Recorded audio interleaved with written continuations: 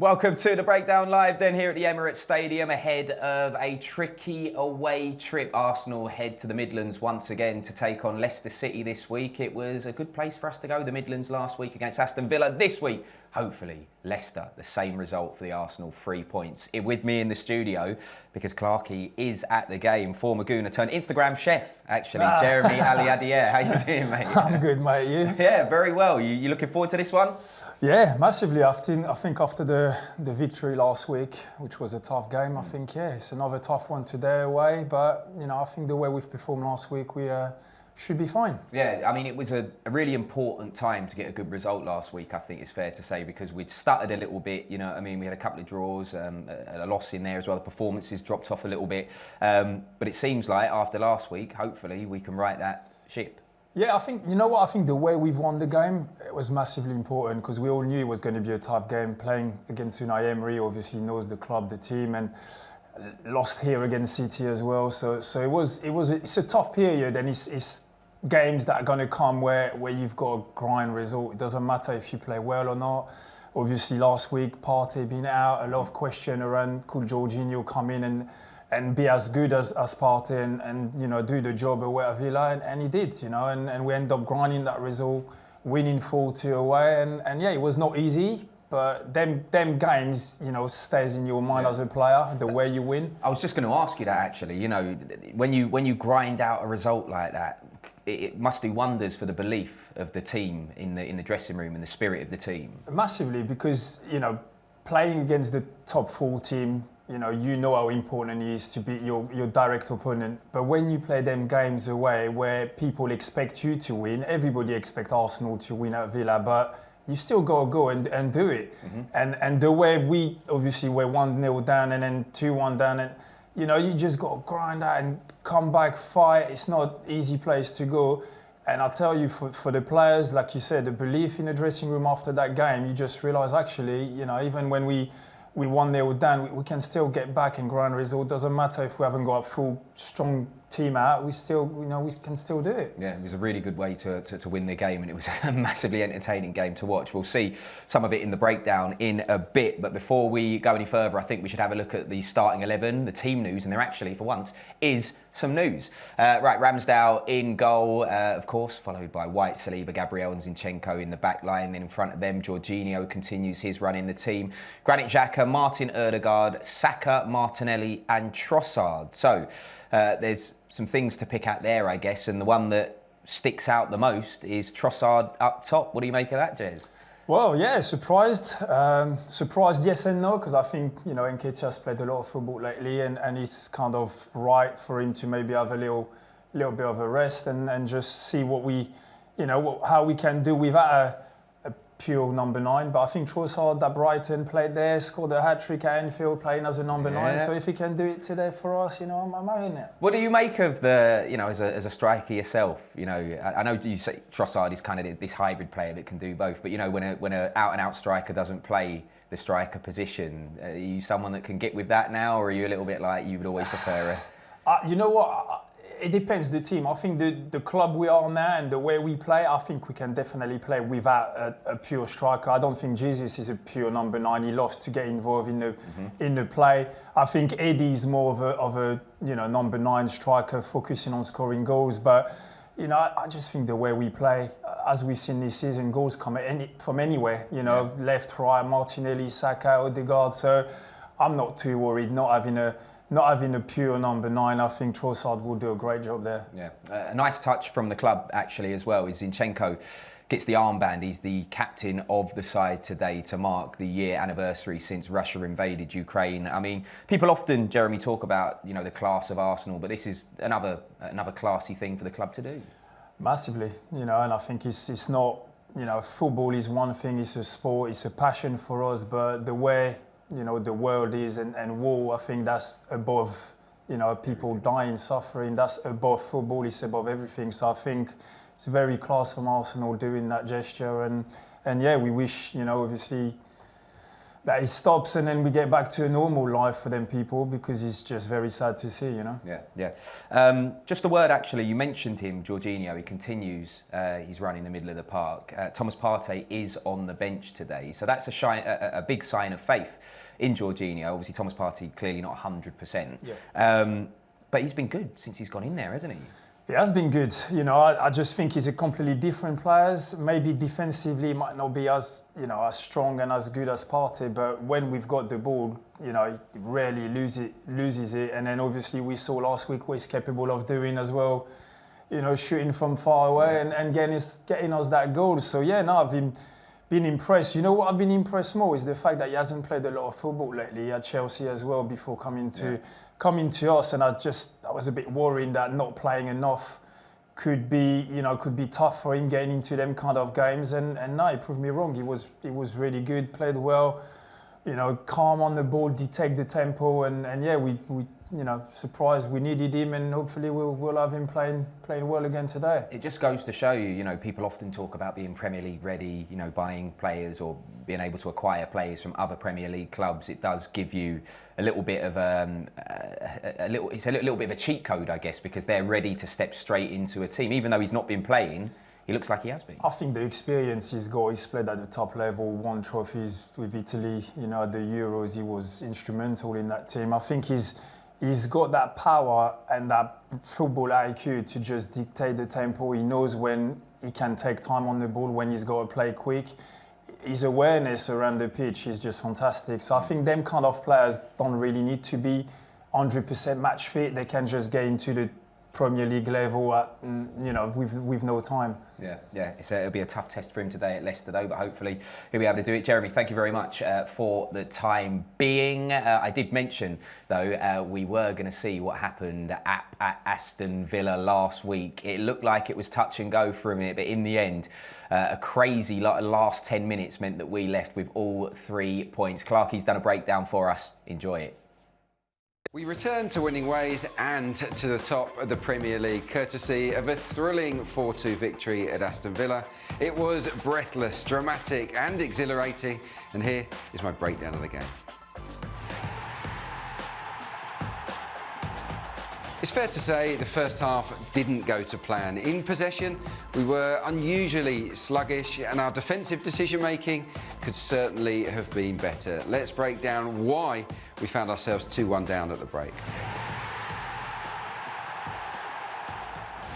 Villa's opener stemmed from Zinchenko being caught in possession with too many players ahead of the ball.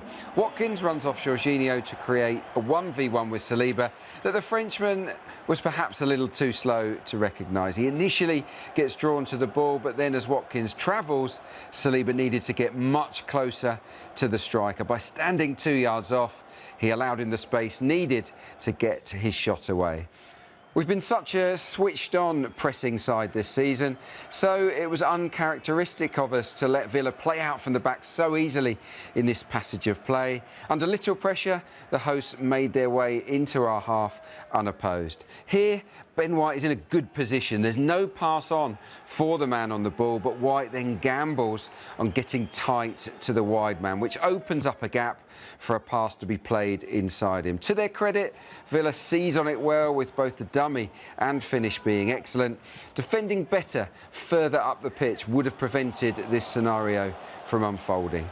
Our best first-half moment was Bukayo Saka's equaliser. Jorginho did well to manoeuvre the ball out wide to White. And when the cross was partially cleared, there was only ever going to be one outcome. Saka's sweet left-foot volley was a thing of beauty. We needed to lift ourselves for a big 45 minutes, and I thought Martin Ødegaard was the trigger that helped provide it. The skipper really stepped up. Ødegaard played higher up the pitch, sometimes right up alongside Nketiah, and Villa struggled to get close enough to stop him influencing the game. Nothing came of this pass to Saka, but it was a sign of things to come. We were far sharper at restarts in the second half, and from this throw-in, look how Ødegaard shows for the ball in a lovely pocket of space. From there, He feeds it wide and then gets into the box, where he eventually sets it back for a strike on goal for Xhaka. Our captain also supplied a vital equalising goal for Alexander Zinchenko. His weight of pass from this short corner was just perfect to hit the ball first time. Villa left the Ukrainian free on the edge to bag his first Gunners goal.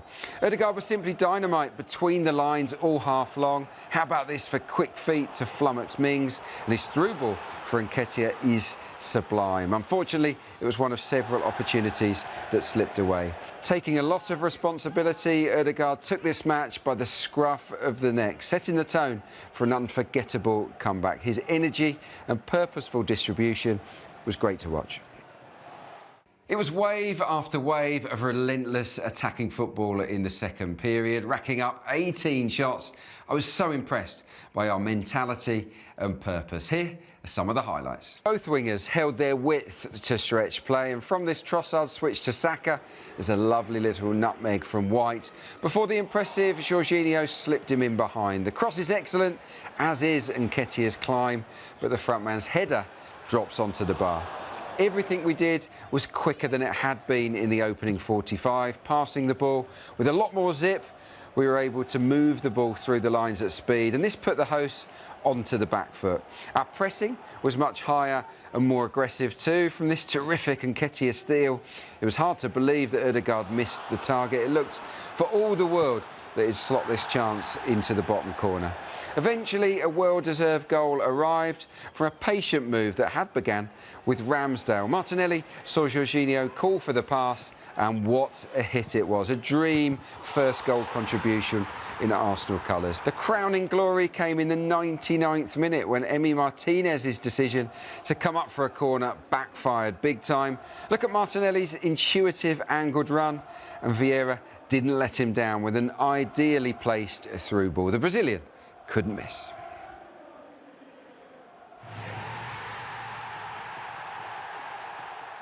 The manager has encouraged his players to use the full width of the pitch in recent weeks. Crosses, and lots of them, have been the order of the day. We produced a total of 30 crosses in this encounter, the second highest we've accrued this term, behind the 36 we made against Brentford. In both matches, the wingers stayed very wide, and we also looked to get our fullbacks overlapping at every opportunity areas. If we continue to get into these types of crossing positions, cutting the ball back, I do believe the goals will flow. Aaron Ramsdale doesn't have his name etched on the score sheet, but his 82nd minute contribution was just as valuable as a goal itself. Without Rambo's super save, we probably dropped points. The chance stemmed from a hopeful switch of play that caught Zinchenko away from his left-back spot. Bailey's unreal touch and run were hugely impressive, but his fierce drive was tipped onto the bar by Ramsdale. No one could catch the Villa sub once he got away, and this would have made it 3-2 had it gone in, but Ramsdale's amazing reflexes were inspirational to deny him. At the end of the season, we might look back on this save as a huge moment. Jorginho produced a controlled performance, overflowing with leadership and high-class distribution. This was the day he arrived as an Arsenal star. What I love most about Jorginho's display was his desire to make incisive forward passes, like this one for Wright, who very nearly tees up a first-half goal. Playing with his head up, the midfielder was more than happy to oblige teammates who made runs in beyond defenders. His vision and weight of pass were top-notch throughout. The Italian schemer linked up especially well with Saka, Ødegaard and Wright down the right. This move was typical of what we saw, and Jorginho's clever clip pass in behind for Saka sparks a scramble that ends up earning us a corner kick. As it turned out, it was the corner we scored from. He just couldn't stop playing this type of pass all match long. Here's another little gem from Jorginho, who this time releases Tomiyasu into an advanced area. The January signing knows how to look after the ball, and in this encounter he served up a reminder of his midfield pedigree. It's the part he played in our decisive third goal that will live longest in the memory though. His technique to strike the rolling ball was magnificent, even if he doesn't get to claim the goal himself. For me, it was a pretty clear choice. Jorginho was our main man.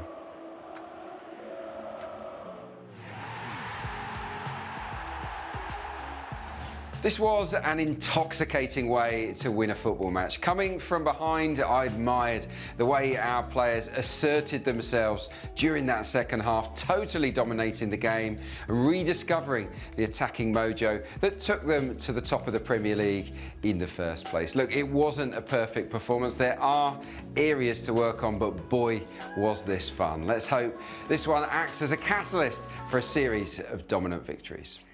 Yeah, an absolutely brilliant result against Aston Villa. A tough place to go, Villa Park, and we, went behind Jez twice in that game, and we showed great spirit to come back and win it 4-2. Yes, no, we did. It was a tough game, tough challenge. At the moment, obviously, being where we are in the league and having Man City right behind us, every game is so important, and every team wants to beat us, so they always play at their best, 100%. And yeah, that's why until the end of the season, every game are gonna be hard. Is there something to be said about that kind of never say die attitude that the team, we've shown it on a few occasions this season, the Manchester United game here when Eddie got the goal, right in the last minute of the game there, didn't he? We won that one, and then this one against Aston Villa. 4-2 mainly happened because Emi Martinez came up for the corner, but we still got a goal in the last 10 minutes and, ground out a result. Yeah, you know what? I think it's just the mentality that the manager's been, giving them players week in, week out, every day in training is that mentality of never taking it easy. You're on the pitch, you give 100% in training as well. That's how you start, is by training hard, get on the game and play the same way. And I just feel, Mikel Arteta has had that mentality as a player, and his goalie as a manager. He demands so much of his players. Anywhere on the pitch, it doesn't matter if you're a striker, defensive job, you lose the ball, you just go and press. This is the transition of 1-2 seconds, losing the ball, getting it back.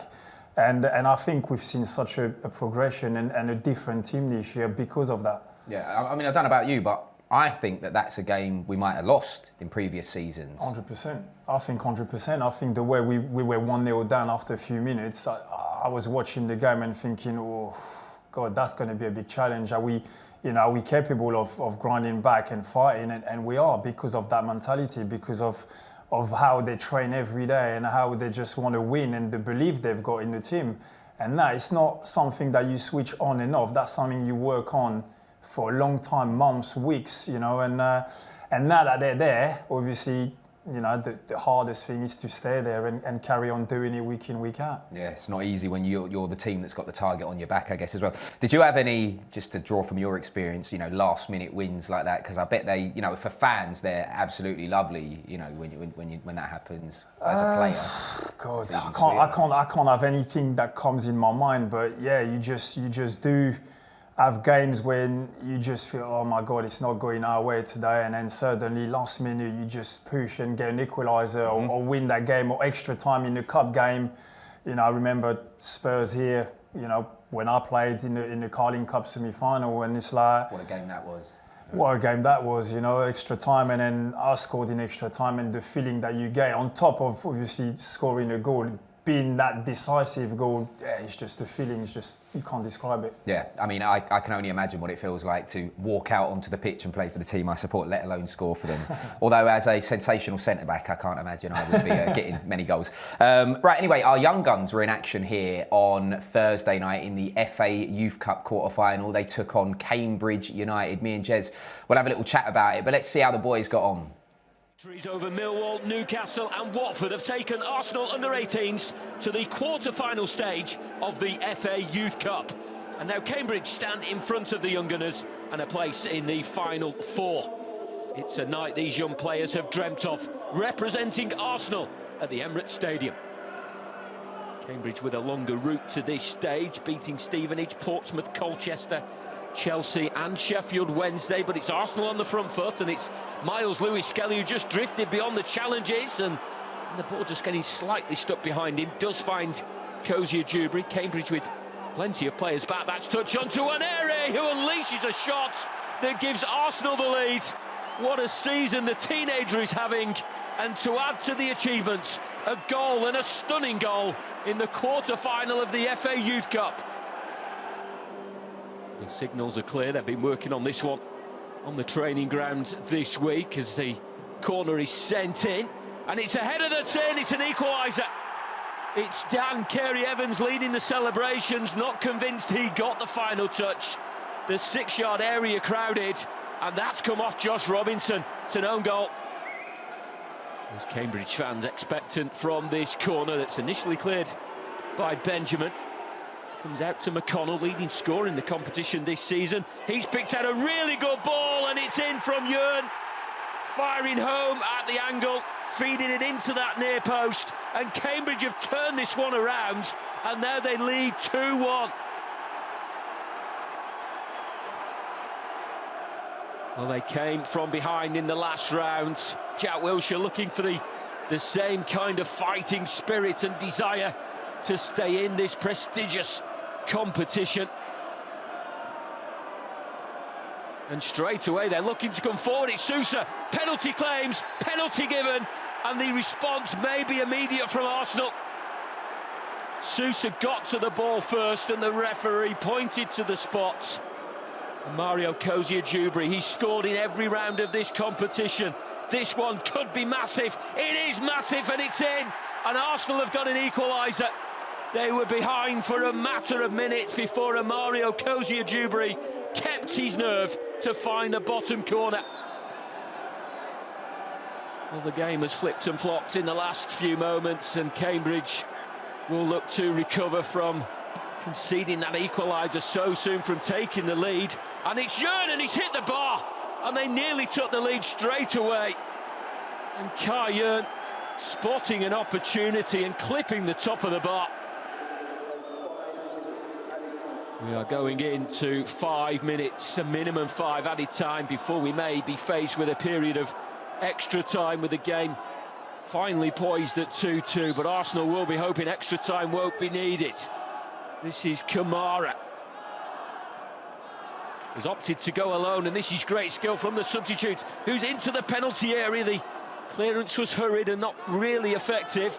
Will be sent back into the danger area. This is Cozier-Jubri. Lovely turn. Cozier-Jubri just wide. With a moment of skill, and he nearly found the back of the net. It would have been late, it would have been dramatic. It probably would have been the winner. Here come Arsenal again. This is Josh Robinson. Onto Waneri. The Arsenal players are streaming forward. They still think they can win this one. Ball in from Sousa. Rosiak, they have won it!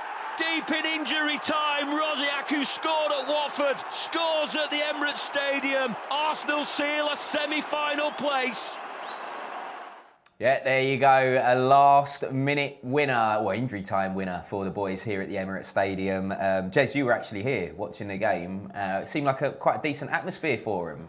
It was, yeah. Actually, fair play to Cambridge. They came with like 2,000-3,000 people, so there was a definitely good atmosphere. But the boys done really well. That would have been kind of a really proud moment for a lot of them to play here at the Emirates Stadium, but also nerve-wracking at the same time. So to get the win, in the way that they did, again, last minute, that will instill a lot of belief into them going into the semi-final. 100%. Listen, for them kids, for them boys, I've been there. I've played twice the FA Youth Cup with Arsenal, so I know exactly at that age, it's the main thing to win. It's what you talk about all the time. So get into the quarterfinals and playing at the Emirates in front of your fans and stuff, it's massive pressure for them boys. And yeah, want to do well, want to go through the semis and go all the way. What year did you win it in? What year was it? 2000 and 2001. Right, so because we it's the first time we've been in the semis since 2017-18. So this is a big deal. And also, worth pointing out, Jack Wilshere was managing the side. He was in the dugout here. That must have been a really special moment for him as well. Well, he's won it as well, didn't he? Yeah. He's won it as a player himself, and now being the manager at the Emirates, obviously, it's a big moment for him, and he must have been proud of his players, his boys that he obviously trained day in, day out with them, try to to help them to become the best player they can be and push on to get into that first team. And you're kind of doing a few bits and pieces yourself now around Hale End, I think it's worth saying, because your boys playing there. Well, my boys playing there, so I'm spending a lot of time, and from Tuesday I'll be starting coaching there as well a bit with the under-15, so really looking forward to that. Yeah. So are you looking to get the badges? Yeah, for sure. Mikel Arteta's number 2 in the future? Whatever Arsenal needs me to do, I'll be there. We love that. Right, we should talk about the Europa League, actually. The draw has happened for the Europa League. We have found out our opponents are Sporting Lisbon. An interesting draw for a number of reasons. I think it's quite a favourable draw for us, I think it's fair to say. I think it's fair to say when you think that, could have drawn Man United or, other opposition, but I still think, it'll be a tough game. You can't write them out. You can't think that it's going to be an easy round and we're going to get through easy, because we've got the Premier League that we're focusing on as well, and you just got kind of juggle with your squad and make sure you pick the right team and the right squad at the right time. So yeah, it'll be a tough 2 games. It'll be. We've played them before, as we can see up here, and it'll be an interesting game just because we're out of the swing of things, I guess, in Europe. It feels so long ago since we played in Europe because we had to wait for the round of 32 games that just happened this week. But I'm looking forward to it. Yeah, no, I'm looking forward to it. We can see that obviously we've played them before and beat them at their ground, so definitely will be favourite, I will say. But like I said, it's a home and away fixture. We're lucky to be able to play at home the next game as well. I think that's a bit of an advantage. It's always better to play at home the second leg. But just so you know what you need to do. That's it. You kind of know what you need to do. You're in front of your fan. And as well, managing the squad as well. If you go there and get a good result, you can maybe, come home and just feel a bit more, secure and don't have to really play your full strength squad if you don't need to. So yeah, I think it'll be it'll be an interesting first game. A lot of the, websites and all the rest of it, and the people that decide the odds and all of that, have us as the favourites to win the Europa League. What do you think? I think it's easy to say we're the favourites because where we are in the Premier League and the way we're performing. I think it's just going to be, like I said, managing both Premier League and Europa League equally and not focusing too much just on the Premier League and kind of lacking, putting your strong team in the Europa League or vice versa, because you could end up losing both. And I think we've seen it in the past where we were not sure if we were going for top 4, going for Europa League, and then we end up losing both, because and that is, I think, the tricky bit for Mikel Arteta is to juggle both squads. Yeah. Reunion as well in this game, actually. Hector Bellerin is at Sporting now. Be quite an emotional game for him, I imagine, coming back here to Emirates Stadium. You played against Arsenal, didn't you, for Middlesbrough? Yeah, a few times. Yeah. What was that like? It's mixed emotion because, Did you score? I did score. Yeah, you did. I remember. Do you know what? For me, it was more. It was a bit of disappointment in a way, because I just felt, I had to leave Arsenal, not because I wanted to leave. It's because for my career, I know I had to go and play regularly and not be a part-time kind of squad player. So I left, and coming back here was obviously great, but scoring kind of make me think, happy to score goals, obviously always, but make me think I should be scoring for Arsenal, not against Arsenal, if you know what I mean. So it was kind of mixed emotion, yeah. Yeah, and it'll probably be quite similar for Hector Bellerin, yeah, for sure. So we're back in action in the Europa League, looking forward to getting in the swing of things in Europe again, but we should turn our attention back to today's game against Leicester City at the King Power. But just to remind everybody, let's have a look and see what happened the last time we met. Gabriel. And that's given away. Here's Vardy. Here's Fofana in space. He's going on his own. Fofana! Ramsdale makes a really important save. Yeah, Arsenal very, very lucky there. Cutting in from the right hand side, just swept past players. Unfortunately, just couldn't find a finish. Martinelli.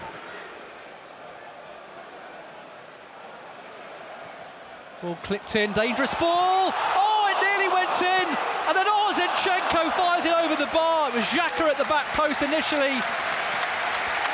Ward denying him.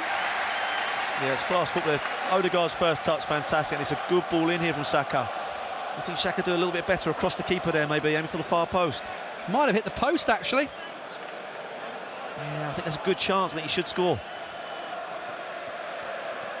Here's Partey, looking for the run of Jesus. Johnny Evans with him. Jesus cuts inside him. Did well. Martinelli, Fofana with him. Martinelli. Xhaka's in there, gives it a touch to Jesus, who feeds one in. What a glorious goal by Gabriel Jesus! And Arsenal have the lead. Unbelievable finish there from Jesus, but fantastic play by Arsenal. Just bounced the ball around in the 18-yard box. But that's a class finish. To get the ball up and down from there, that's superb. Tremendous goal.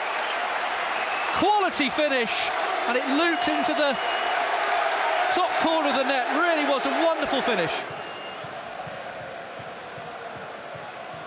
So corner to Arsenal, which Martinelli will take.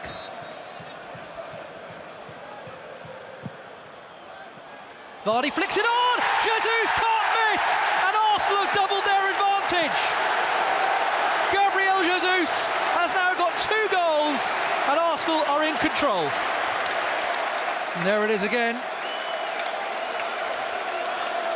And it's 2-0 to the Gunners. It's not one that Jamie Vardy will want to look back on. Getting an assist.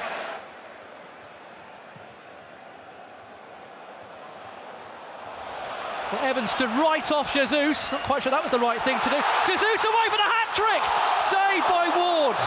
So nearly a 3rd goal. That's fantastic strength there to get turned. Just wasn't quite quick enough to get to the ball for the finish.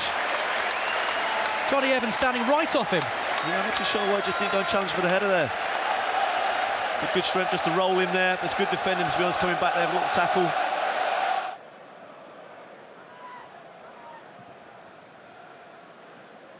This time flicked on, now can Vardy get in? The header comes in, it's an own goal by Saliba out of nothing. Arsenal looked so comfortable, and then the ball came over the top and Saliba has directed it past Ramsdale. 2-1. Still no reason why Arsenal can't get on the front foot and get another goal. Wright plays one in. It's not good goalkeeping, must be, and is! Granit Xhaka! It was a Danny Ward mistake, and Xhaka pounced on it. 3-1. Yeah, fair play to Xhaka there. He's worked hard, he's been bombing forward, he's been good on the ball. And that's a good time to score for Arsenal. But yeah, definitely a goal-kick mistake there. You know, it's a hopeful bully from Ben White, but Xhaka the first one to react.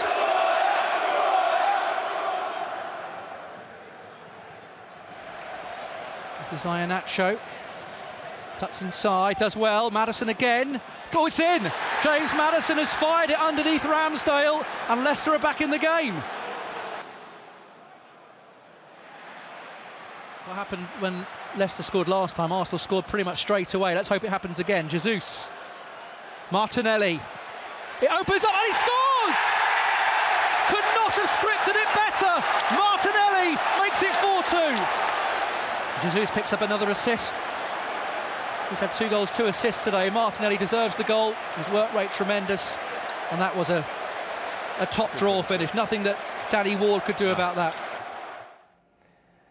Yeah, what a game that was. It finished 4-2, as you just saw there.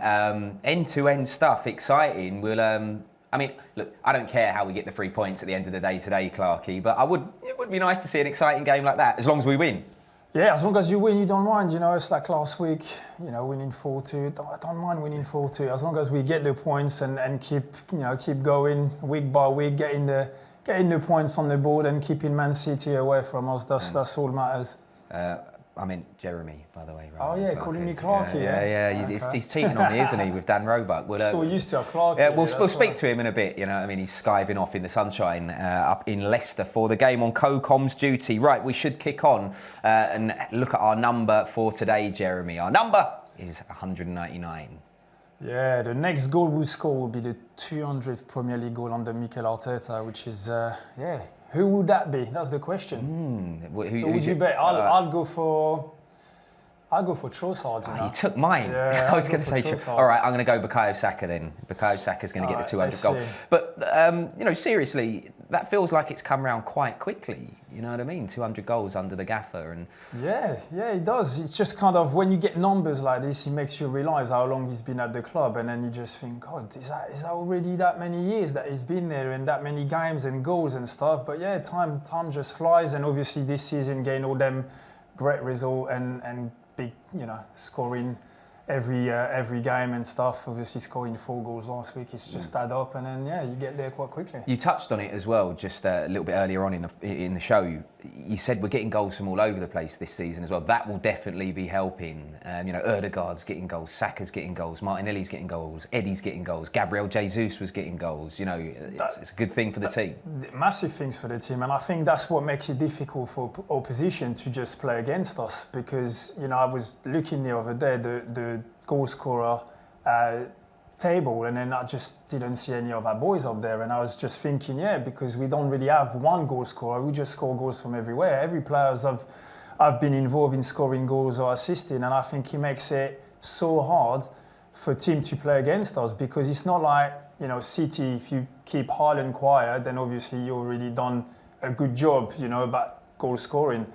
But for us, you've got Saka, Martinelli, comes from everywhere, so it's making much harder to defend against us. And if a player's having a bit of an off day, do you know what I mean? The good thing is someone else can pick up the slack. Exactly, yeah. Right, we've had a look at the stats, I think it's fair to say, for this, and it appears the first half is going to be quite exciting if you take the stats into consideration. Right, we can have a look and see exactly what I mean. The first half is key because, as we can see from that table, Jeremie, most first half goals scored, Manchester City top the table, then Leicester 23 in second place, and then us 21. So the first half looks like it's a crucial one for us and for Leicester, obviously, because they're just above us. So, and when you think where they are in the league and how much better we've been performing this season, means a lot. That means the first half we've got to be focused on. Do you like the fact that this team seems to come out the traps fast? There's been the odd game where we've not, like the Villa game last week wasn't exactly like that. There's been a few games that have been like it, but generally across the season, it seems like we come out and we just go for the jugular. I love that, and I think that's been a massive improvement this season compared to last. I just remember last season, the first 10-15 minutes or slow start, and then you kind of giving the opposition a bit of hope and making them feel that you've got a chance today. I felt this year, you can see just from the kickoff. As soon as we get the kickoff, goes back to Ramsdale, kick it long, just making them feel that's it. We're up for it. Let's just have it.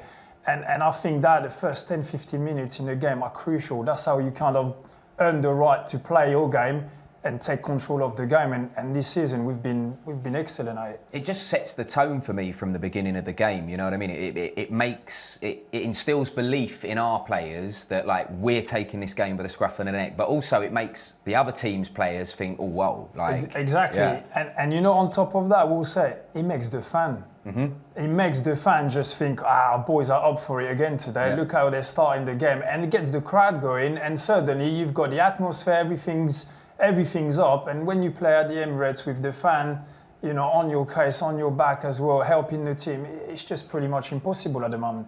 Yeah, Arteta spoke about that, hasn't he, on numerous occasions. He said, even when we lost here against Manchester City, he spoke about the fans and how good they've been. The Arsenal away fans are always good, so you expecting a good noise today? Expecting like all season, yeah, the fans to be right up there, excited, behind the team, helping the team. I haven't seen the fan as motivated and as good this season for such a long time. Even like you said, Man City end up losing the game, but fans were right up there behind the team, really believing in that squad, in that team. I think it's obviously mutual. I think Mikel Arteta and the squad have proved them fan what they're up for and what they want to achieve and what they want to do, and the fan are just following and just giving it back to the players now.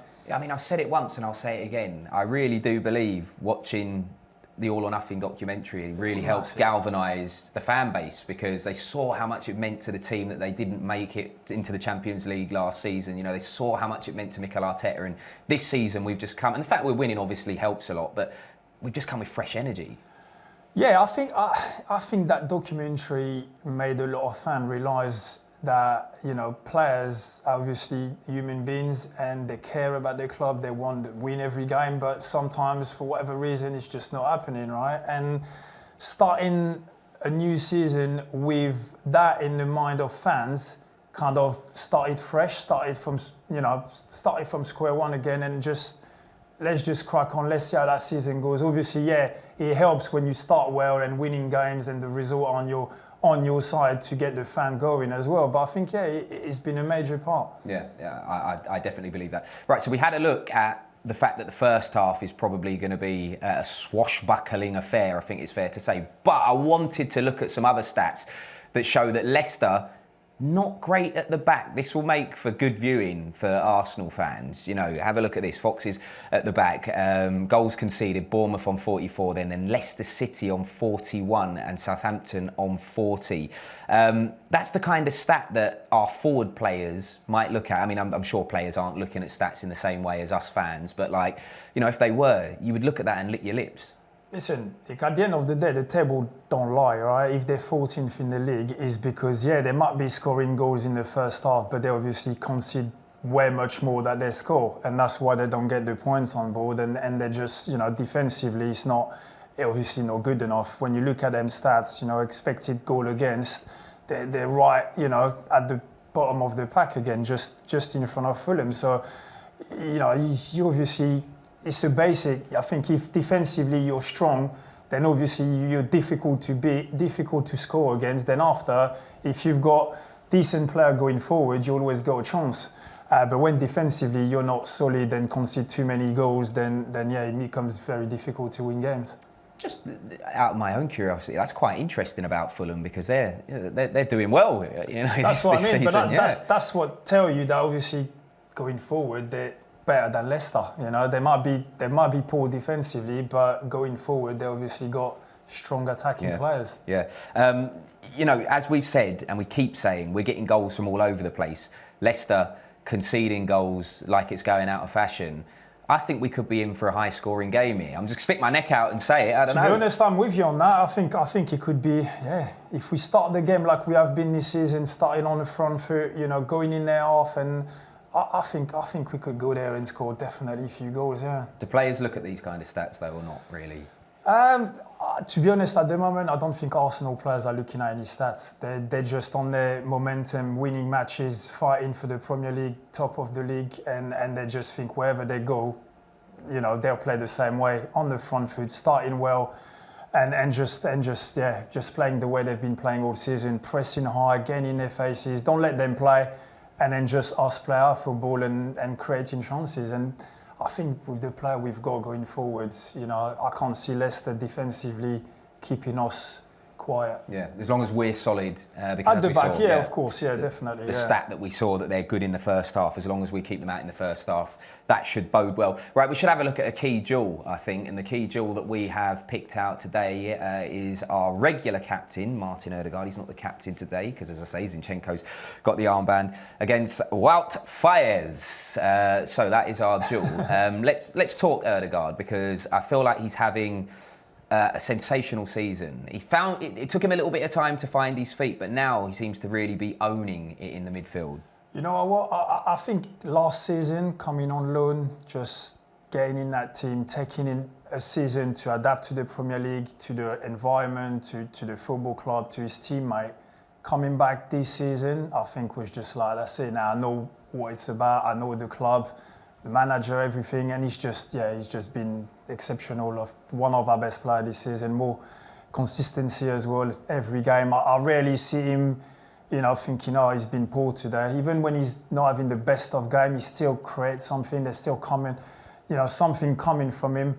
He's a leader as well. You might not hear him just shouting everywhere, but by the way he plays, the way he think about the game and read the game. Yeah, that's why he's the captain of the club. You know, I think it's not Mikel Arteta knows, you know, he sees him every day and he knows that he's the right character to be at that, you know, at that role. It's interesting because some people get the captaincy and it can weigh heavy on them. You know what I mean? They struggle with the armband, not just at Arsenal, at any club. I feel like since he got the armband and was you know, made the club captain, he's relished that, and at such a young age, it's really impressive.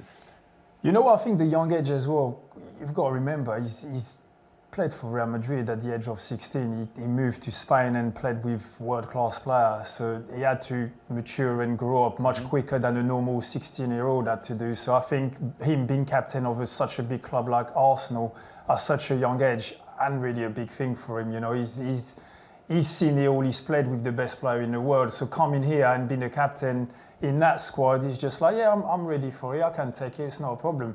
Obviously, like, everybody will say, well, when you win games, it's always easy as well. But you've got to perform and you've got a craft in pre-season to get there. Now he's there and everything's looking great for him, but I think he deserves it. I think he's worked really hard and performed and done everything right. Well, one of the things that he definitely does right is create chances, and we can see from the game against Aston Villa there, these are clear-cut chances that Martin Ødegaard was creating. And the interesting thing, again, from all different positions on the pitch, you see, and that's one of the things me and Clarkey talk about on the show quite a lot, Jez, is that it's almost like Mikel Arteta loves players that can do more than one thing, and Martin Ødegaard is definitely that. He does, and you can see he's not the only one. You know, we can mention, you know, Zinchenko as a left back ending up central midfield, but you know, to talk about Ødegaard, that's why he's pretty impossible to pick on. You'll have to, if I was an opposition, I'd be like, you know what, you man mark him. You go everywhere he goes. You stop him playing, because if you think about it, you know, like you said, look, it comes from everywhere, all over the place. We notice that he likes to play more on the right-hand side and combine with Saka. We see him there very often, but he can be on the other side as well and create.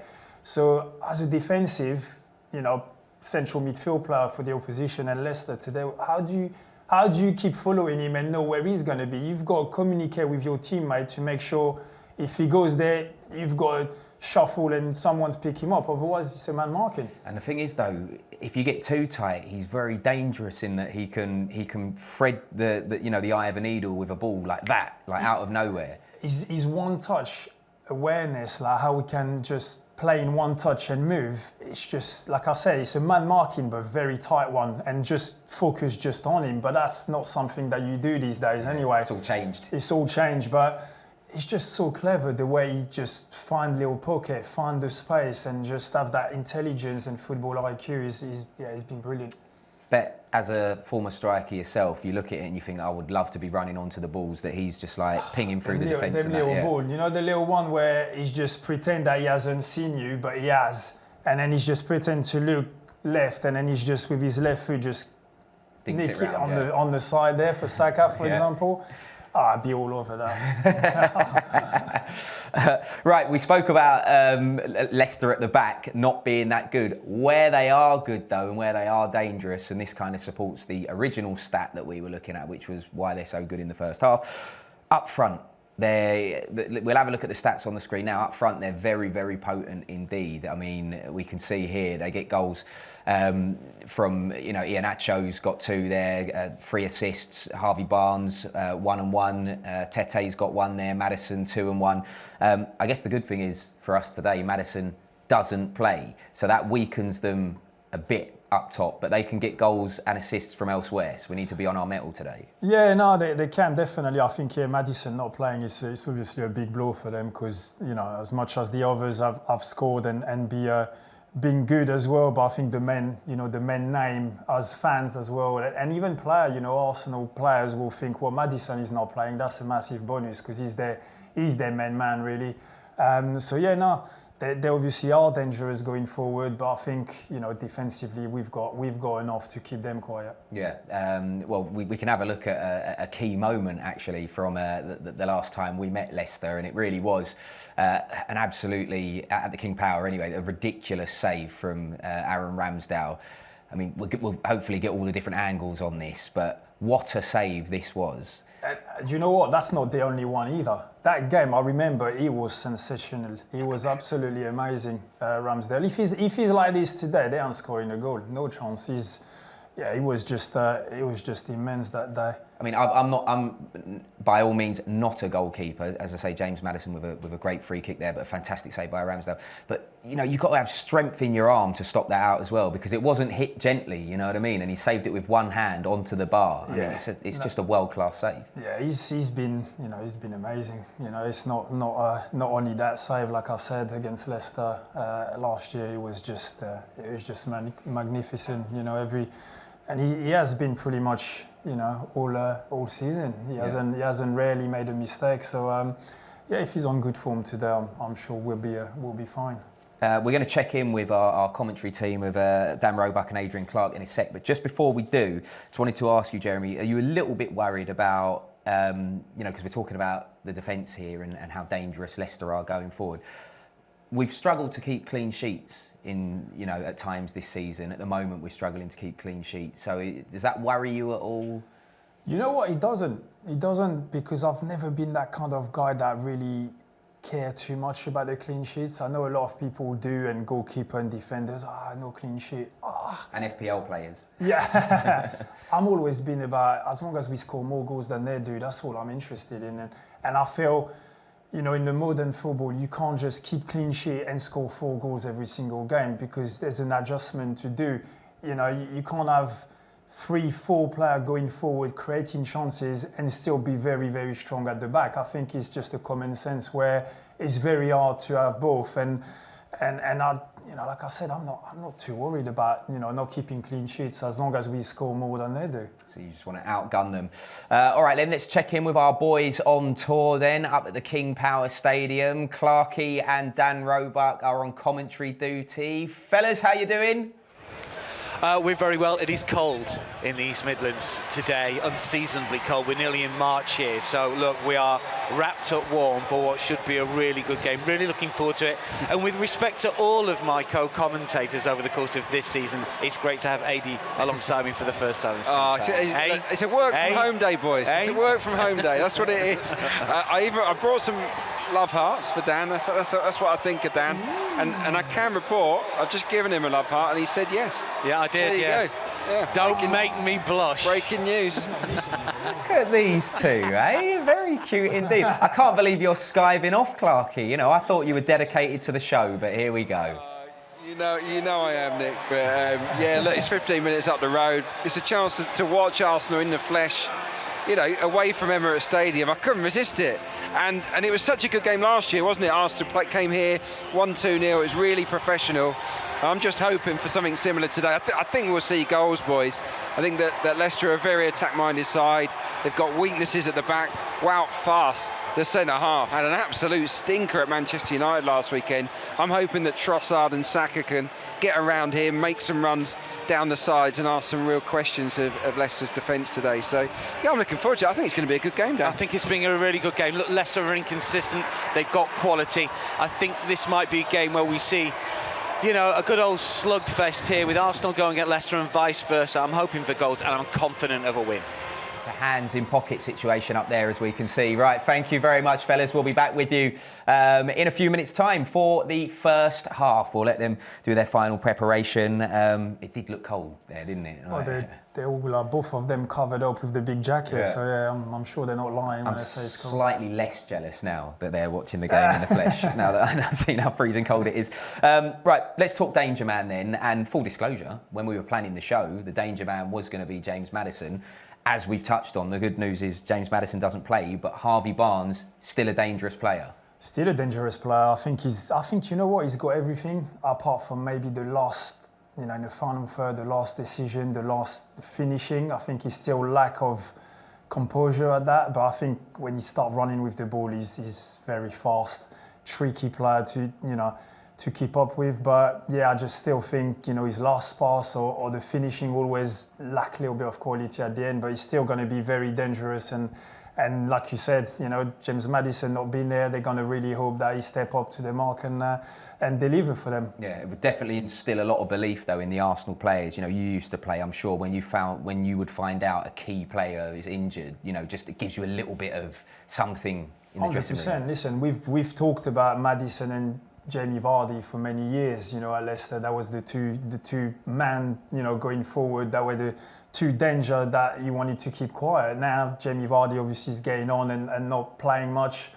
lately, so it all rely on James Maddison now. So him not playing today for Arsenal, it'll be a massive boost. You always look at the team sheet when he comes out, and you just straight away look at their main player and look if they're playing, and the fact that he's not is obviously a massive bonus. Yeah, it really is. An area that we have exploited or done really well in this season is the fact that we seem to have so many ball carriers in this team. We can see on this graphic now on the screen where we rank, basically, total chance creating ball carries. Bukayo Saka, 38 in first place there. Gabriel Martinelli, 29, 8th place. Ødegaard, 25 in 11th place. Trossard, these are Premier League rankings, by the way, I should say, 23, 17th place.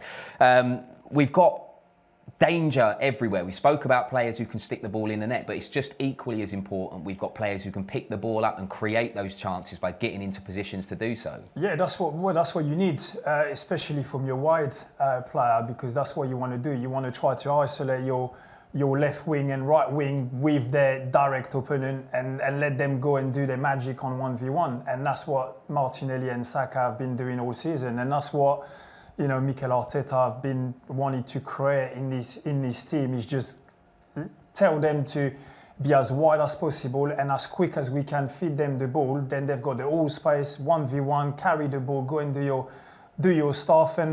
But you know what's, obviously people might just look at that stat and just think, oh yeah, all we've got is dribblers. Yeah, they're dribbling when they need to dribble though, but they can release, move and go when it's essential to do. It's not just about, I'll take the ball, I'll go on 1v1, try to dribble and do my own personal stuff. They understand the game. They've got obviously that in mind. When I can do it, I'm going to go and do it. But if I can't, let's just switch play and let's go the other side. So it's not just about carrying the ball. It's about, you know, understanding the game and playing with your teamates as well. It's almost like, you know, I don't think you watch snooker, Jeremy. I don't think it's that big in France, but it's almost like thinking, you know, 2 moves ahead of where you are. Do you know what I mean? A little bit like that. Right, the teams are in the tunnel. We're 5 minutes away from kickoff at the King Power, so I think we should get a stat trick from you, Jez. Well, the stat trick, Bukayo Saka has been involved in 49 Premier League goals. A goal or assist today will make him the youngest since Cesc Fabregas to reach 50 goals involvements, which is pretty good. I'll take the next one. Leicester's Jamie Vardy has scored more Premier League goals against us than any other opponent, but has failed to find the net in his last 3 against the Gunners. Good news for us there. And we've won 9 of our last 12 Premier League away games this season, as many as we did last.